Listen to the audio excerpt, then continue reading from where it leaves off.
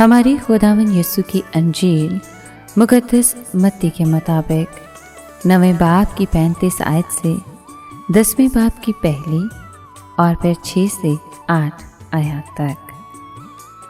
اس وقت یسوع سب شہروں اور گاؤں میں پھرتا رہا اور ان کے عبادت خانوں میں تعلیم دیتا اور بادشاہی کی خوشخبری کے منادی کرتا اور ہر بیماری اور کمزوری دور کرتا رہا۔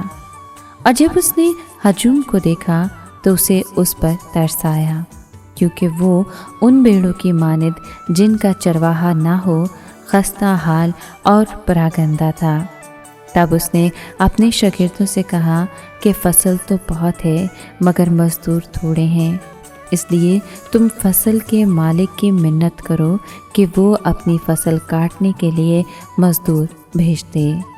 پھر اس نے اپنے 12 شاگردوں کو پاس بلا کر انہیں ناپاک روحوں پر اختیار بخشا کہ ان کو نکالیں اور ہر طرح کی بیماری اور ہر طرح کی کمزوری کو دور کریں۔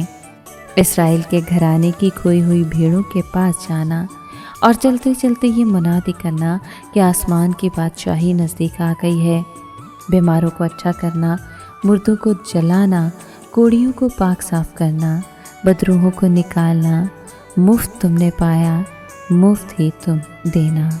پاک کلام کے پڑھے اور سنے جانے پر خدا ان کی برکت ہو، خدا کا شکر ہو۔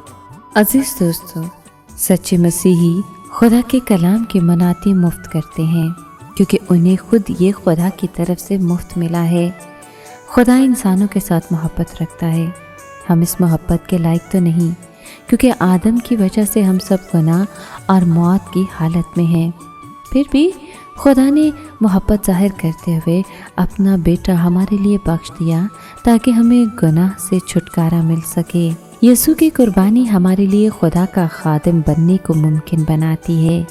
پولس رسول نے لکھا ہے کہ خدا کے اس فضل کی بخشش سے میں اس خوشخبری کا خادم بنا۔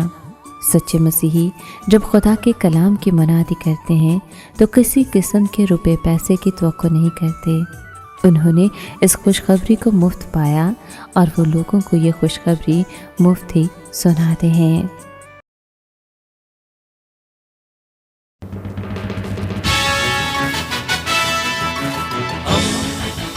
دوستی کا پیمبر ریڈیو ویریتاس ایشیا۔